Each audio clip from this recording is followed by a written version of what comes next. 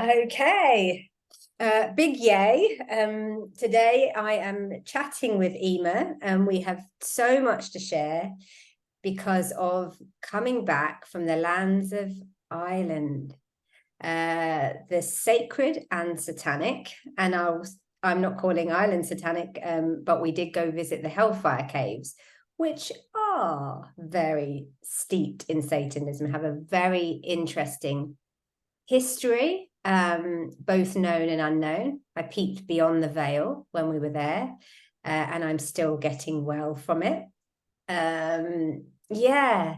So hello, Eimear, and how are you doing today before we dive into all things epic? I'm really good. I'm really good. And there's part of me that is feeling the sadness and grief on the land. And perhaps it's connecting in with the collective right now as well. And there's the other part of me that, it's wonderful. I kept going, come to Ireland, Cheryl, come to Ireland. We'll stay with my mum and we'll have a gorgeous time. We'll go to Newgra, we'll anchor in the light. And then the Hellfire Club came in really strongly as well. So yeah, there's a part of me that feels that responsibility for the work that we're both doing and that we're both being called to deepen into in different ways and in connected ways in how we're weaving. So that's how I am. Hi. Hiya. Thank you. Yeah, and it's true because let me premise this with saying that both me and you, so we've been weaving our work in different magical ways. It all started with my witch play, your witch summits, and now kind of as we're entering into 2024 soon, what our work seems to be calling us, weaving again and also separately, is like soul retrieval on the land, soul storytelling from the sacred sites. I'm still working through a trilogy of plays. You're about to write a witch's story in a very new way, which has probably surprised you around the witch's wheel. Not me, because I've been channeling your work with you and seen where it's gonna go. And collectively, we've been walking the witch's wheel, and I'm now calling it the witch's wheel of karma, by the way. And why I call it that is because I believe there is so much karmic juju around the witch. Because I'll explain why. Firstly, because it's around witchcraft. So there is a lot to be said about who was killed for being witches throughout our centuries. A lot of people have spoken into it. Absolutely. But then there's the cunning folk and the healers and the mediums, of which I am one. I've been one many times, many lifetimes, who had their industries, their business destroyed, their healing craft stolen, and were often crucified for being a so-called witch. And then there's the question, who killed them or who changed the laws, and why was it really done? And that's kind of why I wanted to step onto the witch's wheel, because to ignore the fact that parts of witchcraft is satanic and fallen, demonic, and harmful magic when it's put in the hands of harmers rather than healers, puts us in a dangerous position. And I don't think it gets us any closer to the truth. So that's kind of what we've been activating in each other about, walking the witch's wheel together. And I'm particularly interested in the karmic repercussions for healers about what was done through the harmers, but also to expose the side of magic that's not so much talked about, that is really harmful, and us healers were protecting you from in that lifetime when we were persecuted, and are doing it again today. Yes. And that took us to Ireland. Yeah. And what I'm being reminded of is that channel poem that came through me in February of this year, of that really strong wording of, we made the pact to return now, and with these wisdom teachings intact, now we're sharing them. And it's the different aspects of what these wisdom teachings are, because it's all very alive when for me, when I go and walk the lands, it does awaken a lot within me. And I realize now, looking back at my witch awakening over the last few years, it has all been very much anchored in different places in Scotland, in Edinburgh, Orkney, even going over to Ireland, to Dublin, to Meath. So it's very much anchored in these places on the land. So yeah, and with all of that, I still call myself an earth witch. And I'm at this moment in time going, who am I now? Really? Who am I now? And what is my mission now? Originally, it was bringing healing to that word, which is a trigger word for people, witch. And where do I go from here? So I wanted to bring that in as well. Thank you. Let me ask you about that. How are you feeling about the word witch and witchcraft and all things witch at the moment, at this present point? So it began, there's many moments when it began changing for me, because over the years, people have asked me not to stop using the word witch. And at those times, I was very adamant that it's an ancient word. The Cailleach is the word for the witch, and she is the creator of the Celtic lands, all of that. And the more I delve into the karmic side, I've read Cathy O'Brien's book, Transformation of America. She talks about her mother being a witch and what has been done in the name of witchcraft. So I'm at this place, this liminal place of, I don't know, have I done enough to bring healing to the word witch? Can I dare to continue to call myself a witch? And where do I go from here? So it's really in this liminal space. And it does something to me now, which it hadn't done before, when people talk about witchcraft and witch, because I've seen in past lives, my past lives, and I've witnessed experiences of people in this life of how they were harmed so abusively in the name of witchcraft, in the name of Satanism. Yeah. So liminal, I haven't answered the question. I'm in this liminal space right now. Yeah, and I think it's a great space to be. And I'm currently working through my website being updated and my new work being brought into the world. My website's like a big vision board. It's very beautiful. Big hats off to Natalie, who's currently working on it and is a great 5D visionary. But I kept saying to her, like, I can't include that now. I can't include that now because I'm not trying to activate witches like I used to be. But like the message, it's more my message is activating the mediums and the healing craft that was lost. But at the same time, you know, when you spoke about the poem, you know, I wrote that whole for your roundtable summit, not in my name. And the name that I was referring to was witch. You're not doing it, you know, do not take our craft and use it for abuse. And so then there's part of me that's like, you can't take magic away from me. You can't take the mystical. And that the origin of the craft was this magic and mystery and dare I even say occult, because occult has rather horrific reflections for me, because like you, I've seen many of my past life with ritual abuse. I've seen that ritual. I've seen the magic play out. I've unweaved it. Most of my work I do as a healer these days is taking out entities, working in the astral realm. This is all magical realms I'm working in. And by magical, it's energetic. It's what some people can't see, and that's why it appears to be magic, but it's not. Magic is a law of nature. And some people know how to bend it and work with it. And some people know how to honor it and adore it and bring it in for the collective. And so that feels like really important, not to shove the magic, or maybe not even the witch, because the witch is the wisdom keeper, the one with knowledge.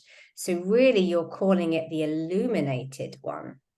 Illuminated, which has very odd reflections as well, because what does illuminated make you think of? And it's, you know, what I bring into every witch's wheel, like looking at the Illuminati, whatever name you want to call it, of the darker force of magic, or the disruptive, the harmful. But mainly because knowledge is power. And the biggest thing that I want to say about these, the shadow side of the occult, is it's been hidden. It's been hidden for centuries. It's been working underground on all people, knowingly or unknowingly. And that's what people are bringing forward. And it's so important. Name whatever you want, but there is a point of this that has been in our collective for eons, since the beginning, since our souls first incarnated. We've been fighting this big spiritual war many, many, many, many, many times. And I know for one that I've been put forward to expose it. And I'm pretty sure I met you at the round table and we banged our fist and we were like, we're not having it. We've got to expose it. And, you know, I just want to say, for everyone that's suffering under this kind of level of abuse today, yeah, may you never be silenced and may you be witnessed. And that kind of came up big in Ireland for me in a huge way that I didn't expect to feel so viscerally. And before I jump into that, did you want to say anything about that island or anything before I jump into the real work we've been doing? Yeah, I love when you say the illuminated one, the illuminated witch, and I did immediately think of the Illuminati as well. And these are the times we're in. It's polarizing. Oh, and yesterday I went into a shop and there were boxes of black magic chocolates staring me in the face. And I looked away and it's like I heard this voice in my head going, don't look away. Don't look away. There it was. Rows and rows of black magic chocolates. I'm like, I am not going to be buying you. Get out of my way. No. So yeah, that's what was coming to me as you were speaking. Yeah. Yeah, Ireland was a weekend of many different energies.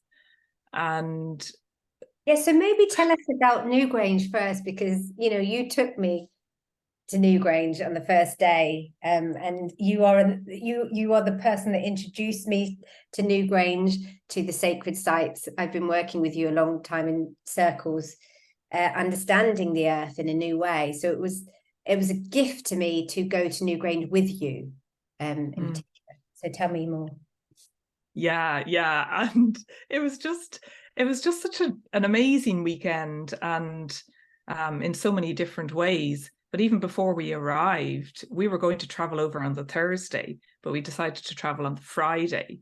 And there were riots in Dublin, which was broadcast all around the world. And so much went on there. But within me, I felt that's where that anger, I was so angry because I'm like, I'm bringing my friend to Ireland, to my city of Dublin. And there's riots and there's people trashing the place. This is my land. You do not do this to my country. So there was a real anger erupting within me. So it was an interesting start because we arrived in Dublin on the Friday and went out for a beautiful meal. And it was so quiet for a Friday night. And there were lots of police around because people didn't want to come into Dublin because of what had happened the night before. And the Cranberries song sang through to me, Dreams, Dolores O'Riordan's Dreams song, which has become a soundtrack for me since being to Ireland in terms of dreams and our great visions. But it was just such a wonderful joy to invite you to go to Newgrange. We'd booked the tour, which you have to do on the Saturday. And friends of ours had told us that that was a key date in terms of anchoring in light, and in particular cosmic blue light. So I view Newgrange, this ancient monument, as a portal of peace. I view it as a portal of peace because of when it was rediscovered in 1699 after the Battle of the Boyne and the many battles and bloodshed that have been played out in Ireland.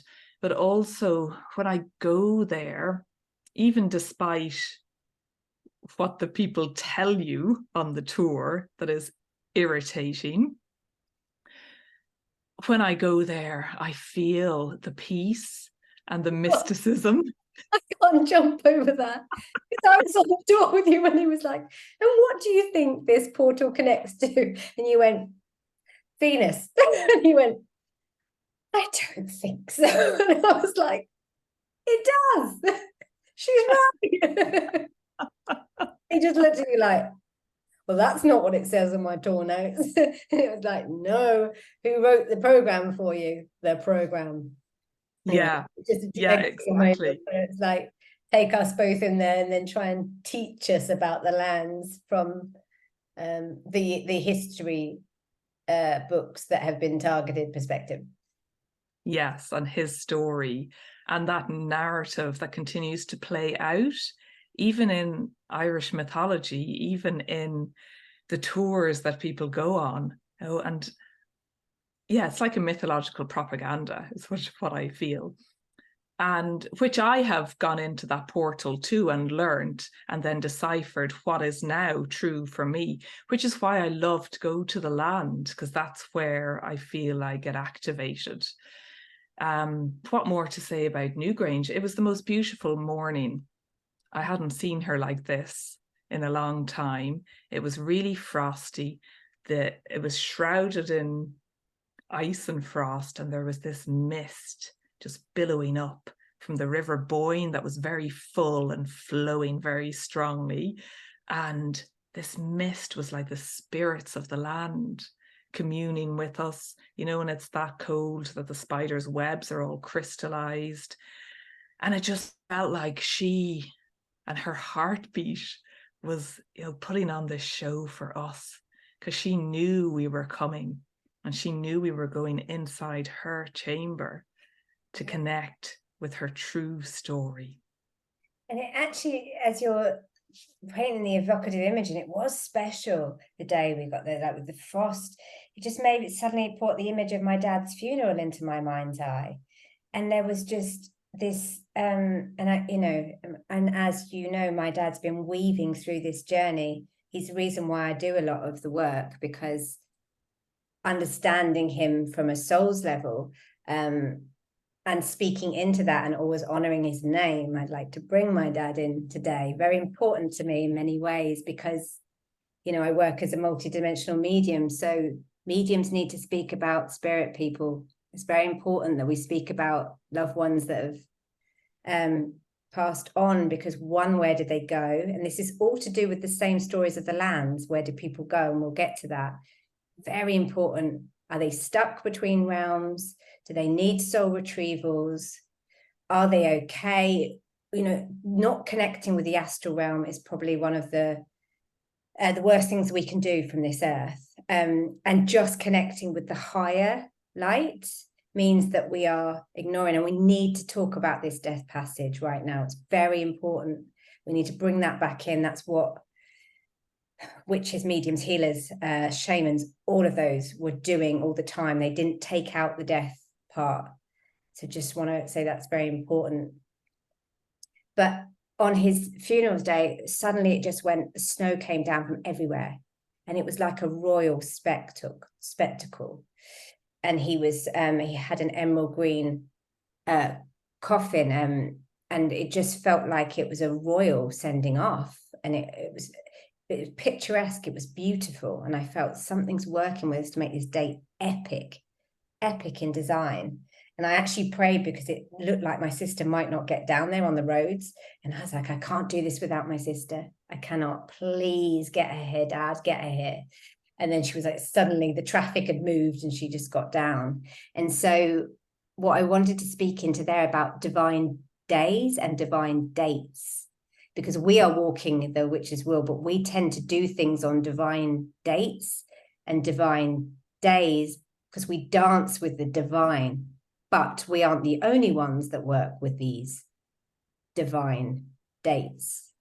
And that is the purpose of the witch's wheel of karma, to talk about the satanic, ritualized, that's reversing the energy on those same dates, but that also it's a massive reclamation of us going, these are our portals that we've worked with many times. These are our dates. These are our lands. And by our, I mean humanities. And these are being targeted by anti-human campaigns. Had to go off on that tangent. Yeah, and it was, as we were walking, it was kind of playing out between us as well, wasn't it? Like even in Newgrange, and they send you through the visitor centre, and you're like, stop reading that. Put away your camera, Eimear, you know, like feel the land. And it's like we were that, like there was irritation between the two of us that was being, you know, reflected as we were walking as well. You know, didn't even notice that. I was just like, Eimear, stop reading. yeah, and there's more of that to come as well on the yeah. journey, wasn't there? Yeah, and and then as sacred as that was, I actually found, and this was when I was telling you to put away the camera, the most sacred place was going to the Hill of Tara for me, because then it, instead of being this, because you know, Newgrange is a beautiful place, but you're asking me to go on a tour where I've got to pay for someone to see a land and be taken around and told a history I don't believe in for a limited time, and then get told to come off the land. What? Isn't this what the whole campaign was about? Like, these were our sacred lands. They were sacred sites. They had ley lines. They matched with the cosmos. They were built particularly, and now they've been taken again and closed off and used for corporation. Like, how can you own these lands? This stuff doesn't make sense to me. So that my joy was going to the Hill of Tara and walking around those sacred lands with you, going, okay, take me to these, because there's no guide, it's just lands. And why I said to stop taking pictures is because as energy workers, which we're all energy, so just because I've gone and done some training with a certificate, all that certificate was doing was waking me up as an energy worker. I didn't need the certificate. None of us need certificates, by the way. Was actually, okay, let's feel the lands. And what happened was I could feel the frequency of the land going woo, woo, woo. And I was like, you'd miss all this if we just capture pictures of the technology. And don't get me wrong, I think witnessing it and bringing it forward is an important thing. But actually there was an experience of like, this is sacred land. And we got huge healings from that land. My belly was roaring. You started to yawn. And it was just precious that I guess we're so indoctrinated to do visits, to do journeys, that actually you can miss the experience of the lands going, oh, I've got a gift for you. Yes. Yeah, that was so beautiful, and such a beautiful gift for me as well, to walk and to breathe with the land. And your stomach was gurgling like crazy. Mine was gurgling a little bit, but yeah, it was like this release of yawning through me as well. And you spoke about it was almost like another awakening for you as the land greeted you. Yeah, a Kundalini Awakening. So a Kundalini Awakening, for people that don't know, is basically when the energy moves through your chakras, it moves and then goes back in, and you have this spiritual awakening. And what it happens is you don't see the world the same way. It's like reality shifts. I've had one before in a rehearsal room on my play, after doing breath work with another actor, and then we saw the spirit of the whole world when we went outside and had this beautiful, divine, poetic love connection that we were like, what? And then I had it on the lands, because I suddenly went, oh my God, I can see the frequency of the land and everything feels different. And like, I was like, am I in this reality or out of the reality? And because I work with the way I work, I just was like, this is so cool. You know, things don't freak me out. I was like, Eimear, can you see that the land? And it was like, And I'm like, what? no. Why can't I see it? I want to see it. Up the hill. Experience it. But reality is different for every person. And I think because I've spent so much of my practice as a healer working with energy. It was really cool to start, because this is how I see bodies. I don't read your body and release entities by going, there's not an entity going, I'm here, remove me. It's like, oh, look at the color and the shape and the harm and the toxicity of what's around your body. So I was reading the earth in the same way I work as a healer, and it was like, oh my God, it's starting to pulse up. It's just epic. But that's not the only way to read land. And I guess I stepped into what I didn't feel ready for, because I didn't know was coming, when we shifted to the Hellfire Cave the next day. And literally, as soon as you got me on that land, my body went into fear, anxiety, just coming up to the hill. I went into like, this is awful. I don't want to be here. I felt everything. And I remember we had a conversation where we were going, do you trust me? And you going, do you trust me? And I said, Eimear, we've timeline hopped. It was just the weirdest conversation where we were like, have we been here before? What's happening? And it just, yeah. Is there anything that you want to say about that? Because I'm still figuring it out. It felt really odd. And I did want to ask you how you felt that day going to Newgra and the Hill of Tara, how you felt that prepared you for going to the Hellfire Club.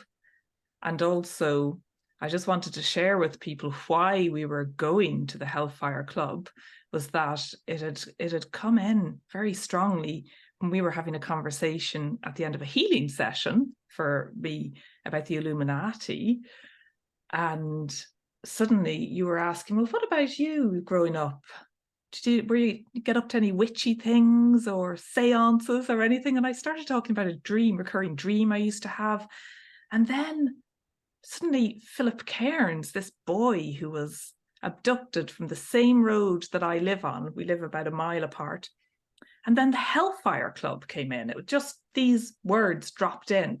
So suddenly it took us on a whole new tangent for you, grounded in London, and for me in Dublin. And I said, well, we need to go to these lands to feel the energy. So it was a very bizarre moment walking up that hill. It's a short, steep climb up to this stone building that was built in the 1700s by a politician who owned all the land around this area, a huge area around Rathfarnham, which is where I grew up and where my family still lives, to be a hunting lodge.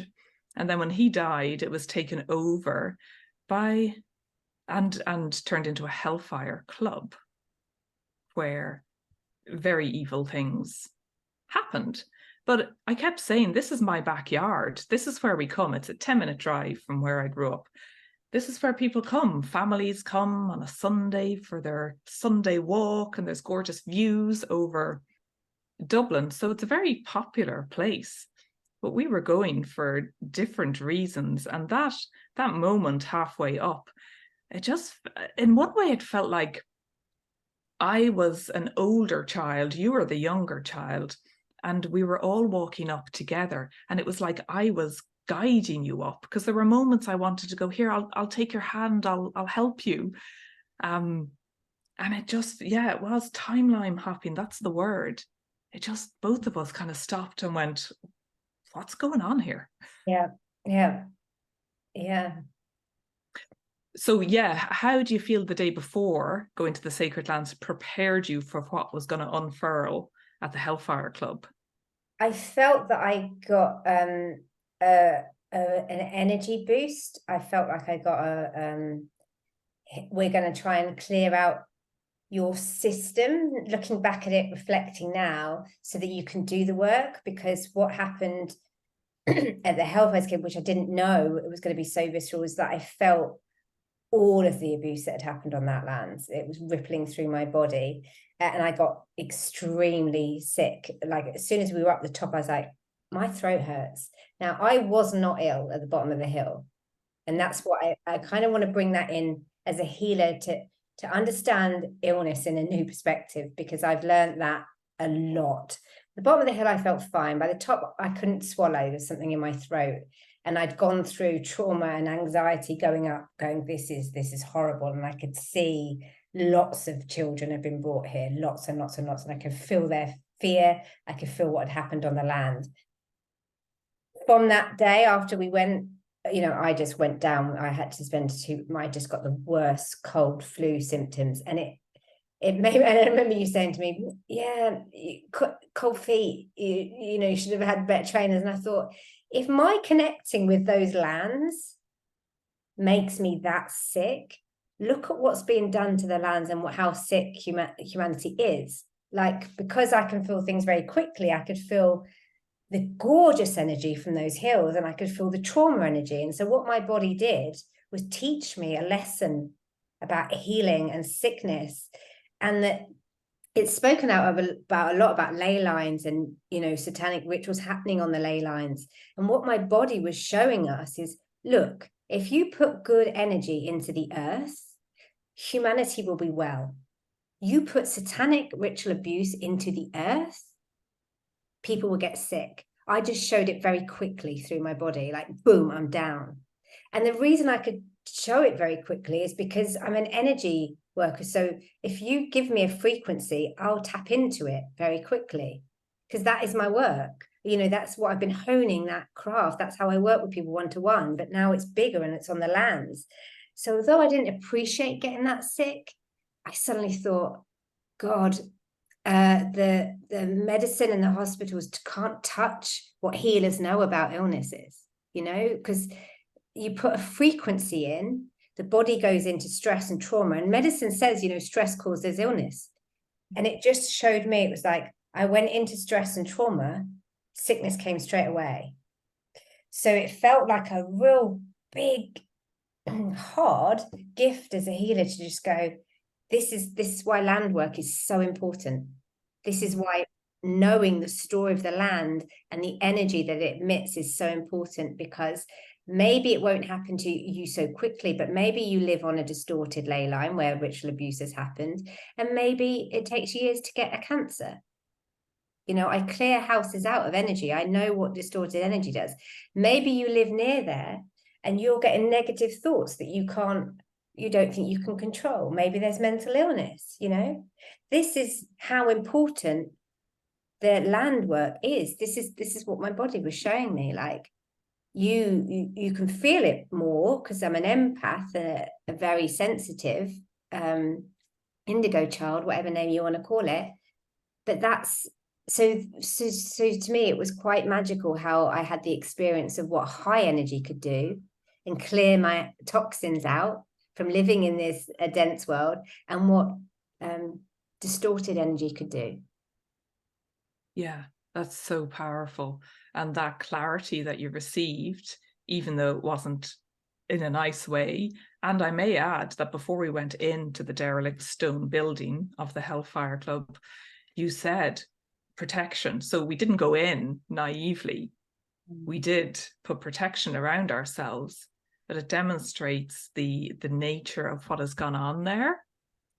Yes, and I do want to say now, I wish I'd have really done a protection ritual at the bottom of the woods, because it's not just in the Hellfire's cave it happens. And that's what I didn't realize with learning. I would have gone right at the bottom of that hill, because we went up and I went, no, let's come back down and let's go for a tea and let's reset. So I already knew, I was like, it's something not wanting me to go up there yet. But I kind of overruled my instincts on that one. But maybe, you know, maybe I did need to get that ill to really learn that lesson about healing. And so, yeah, the Hellfire Caves. Yeah. Yeah, what do you want to share about that? Of which there's many, and we'll actually go into this deeper in our workshop, because yeah, there's lots of stories came out of the cave, I feel, and lots of puzzle pieces came together in many ways. But yeah, what would you like to share about that experience? Well, yeah, as we say, we'll go deeper on the on Winter Solstice on the 21st of December. When we stepped inside, we really just let the land guide us, and we went inside and felt into the energy. And for me, it felt like a very different way of going in, because, as I say, this is a place I've been to many times.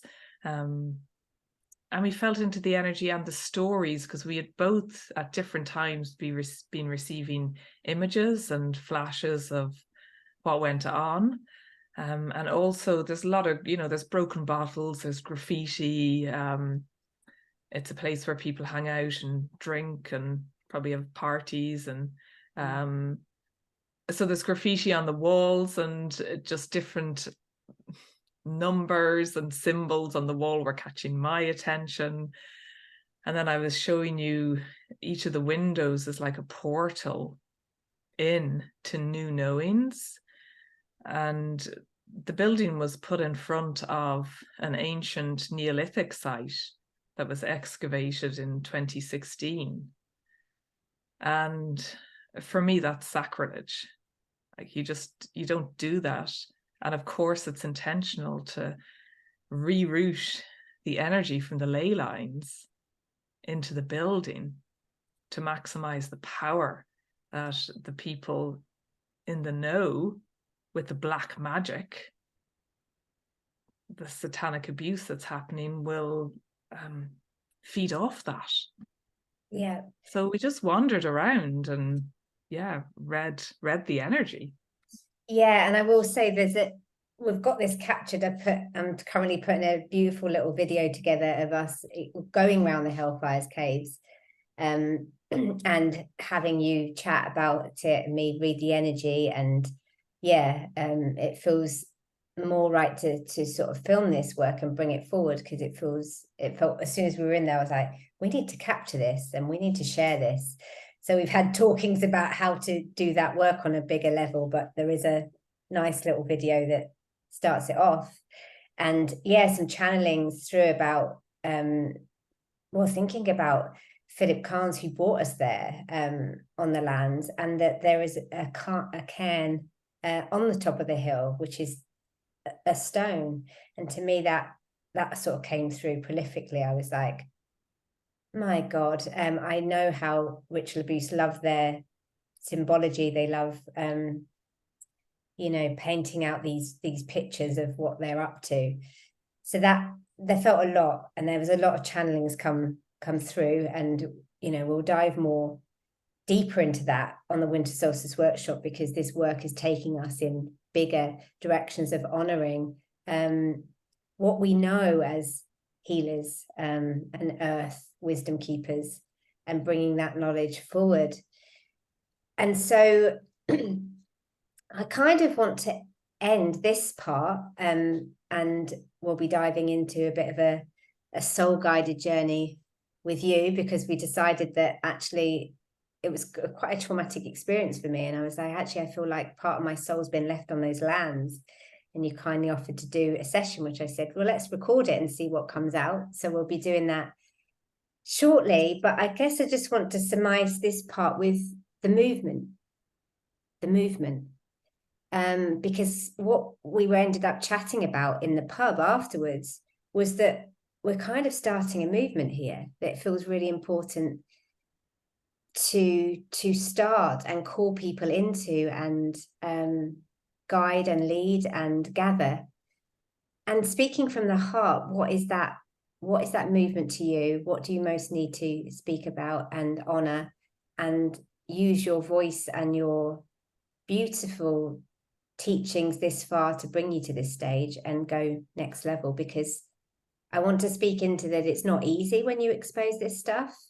People don't like it, and often they shoot the messenger rather than the actual people that are doing it. So anything that you want to speak around that, and I'll close us with how I feel about that too. Yeah, thank you. From the moment you mentioned the cairn, I just got icy cold. Icy cold, which is when I connect with Philip Cairns, I feel that cold that he would have felt being brought there. So I just want to honor and acknowledge that. sensation flowing through me right now. And what emerged, and then it was so beautiful. We went to Johnny Fox's pub afterwards, and it was so beautiful and warming and nurturing to be in that wholesome environment. And this is changing course, and not everyone will like this course change. For me, I'm so anchored in the light and I've been teaching in the light, and everything needs balance. My dad always said everything in moderation. He was all about balance, and this is the balance, to not turn away from that black magic box of chocolates and go deeper. So for me, it's about honoring Philip Cairns in particular, because we grew up at the same time when he went missing or when he was taken. And it's to honor children, and in order to bring peace and healing to the land, including my land of Eru, of Ireland. This abuse, this Satanism has to be gotten rid of, ridded. And it's even come through, well, I'll let you speak for yourself, but yeah, how can there be peace when people are being harmed, when children are being harmed and abused? So that's where my work is going now, to bring this through in the most sacred and honoring of ways, and to call in the community of people, of leaders, of healers, of wise ones that support this, because that's another part, that we're not to do this alone.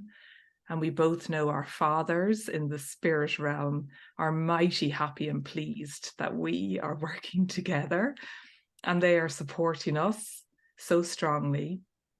And we're not meant to do this alone. We're meant to do this in sacred circle, which goes beyond the two of us.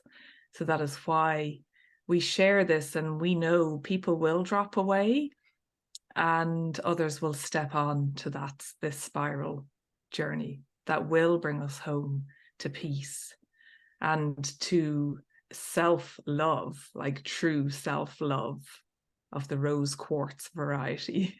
Yeah. So that's, and it's healing the crystalline heart of Eru, of Ireland, which is represented through me personally. Yeah. And because we did have a 5D business meeting in the pub, I was like, brilliant. What is this? Did you want to speak about any of the new ventures that what's coming up? Or do you not feel ready to talk about that yet? Well, we can drop in some aspects of that. It was the best. Gosh, people, do your business planning go to Ireland, go to Johnny Fox's pub, and just, But you do need a 5D producer to shape it. I was on by her, like, boom, boom. Yeah, with Cheryl guiding it, it was just brilliant. And the different aspects that came through is definitely to run a retreat in Ireland, to take people to the land. And to honor. Have asked you to do that, Eve? What's that? How many people have already been asking you for so many eons? Yeah, to do that. Yeah, so many, and in particular Ireland. And for me personally, it's getting my act together and writing the book, which is, I'm still living it as well. And what else came through? Other workshops and ventures? Yeah, lots. And the round table that you were gathering? Yes. To ground the round table in the here and now, and invite people who are trailblazers on this path and who aren't afraid to speak out, when for some it can feel dangerous. So we need this protection, and we need the community of trailblazers to help speak up and raise awareness about what's really going on and has gone on these lands. And we're only not even halfway on the witch's wheel yet to, and this has been this is what's brought all these new things forward, and that we've got our Winter Solstice one, and then we go into the new year, and we have running right until, is it June, or did you have an extra? Oh, I think you've got a pop-up August one that you were like, Yeah, let's throw another celebration one in. Yeah, so June is like official ending, and people can purchase them individually and purchase the replays of the ones that we've done as well. And who would have known, you know, we started this because we knew our work weaves together so beautifully. And we used to joke that I am of the light, you are of the dark, the divine light and dark. And now we're both weaving both of that. So it feels very healthy, actually, of how we're supporting each other and supporting others as well to see beyond the veil. Yeah, and I suppose that's the movement thing that I want to speak of, that I've had to be for a long while, for the past few years, especially because that had my bigger sort of dark agenda awakening, just talking about the dark consistently, like exposing it, because I didn't feel that there was enough exposure in the spiritual community. And I went to a beautiful event this weekend called Uprise and Shine. And there were so many people bringing knowledge about the law forward, about the money system, about all the societal structures, music industry. I was just like, oh, yay, there's so many people doing it. I love this. But then it reminded me of like the next level work of in the spiritual community of bringing that forward. And there are people that do that. I take my hats off. They've been nurturing me through the past few years, like Lisa Renee, Laura Eisenhower, you know, thank you, sisters, for shining. But it's felt quite solitary, just going, come on, can we look at this part of magic? Can we be careful about the name? Can we expose Satan's? Can we look at what's really done about the mind control, the problems and the chaos? And actually having this beautiful collaboration, and we're working out what more things we can weave and gift together, because as well as being, you know, healers and land workers, we're both, you know, soul-led storytellers. So that feels like an important part of my movement, that I'm trying to bring the true soul stories home, and I know that you are as well. But that actually things don't go away if we try and silence and push it. The dark doesn't get bigger because you address it. It means that you can protect yourself properly, and it means that you can choose much more wisely, because what is beautiful about the human condition is that we are empathetic in nature. We are soulful, we are loving, and we're trusting. And the problem is something came along and abused that trust and took us down, and will continue taking us down if we stay as children in subservience to an outer power. And so that this work really, even though it's about exposure at the minute, is about coming back to our sovereign strength and soul light, to not put it outside of ourselves anymore. And my biggest problem with this kind of ritualistic abuse is that it harms the soul, and some people aren't understanding the magic and what you can do to a soul. And it feels very important for me to keep bringing that back, that that magic should be in the hands of healers, not harmers, so that we can all be in a safer, happier, lighter, brighter 5D world. And it's not through not seeing where we've gone wrong, or where we've been hoodwinked, or where we've been bamboozled because of our kind natures. Yeah. Thank you. Yeah. So it's calling for new levels of trust as well, which is bringing me to that trusting my truth and intuition. And also being in spaces where you may not agree with what's being shared, but again, to go inwards, to go, well, what's been triggered within me? And that's a journey for me personally as well. What is my truth now? Oh shit, it's changing again. Oh, it was nice and comfortable walking that wheel. Yeah. No. So it's very powerful. I feel honored to walk these lands, even with the beauty and the horror, and to walk these lands again with you and all of those gathering. So thank you. Yeah, thank you. I really appreciate us coming back together at this time to do this work. You've been a leader and a trailblazer, and given me hope and made me not feel alone in it. So thank you. You're welcome home. Yay. Welcome home to the horror. No. Yeah. And the beauty of the human soul. Yeah. All right, lovely, thank you. Thanks everyone.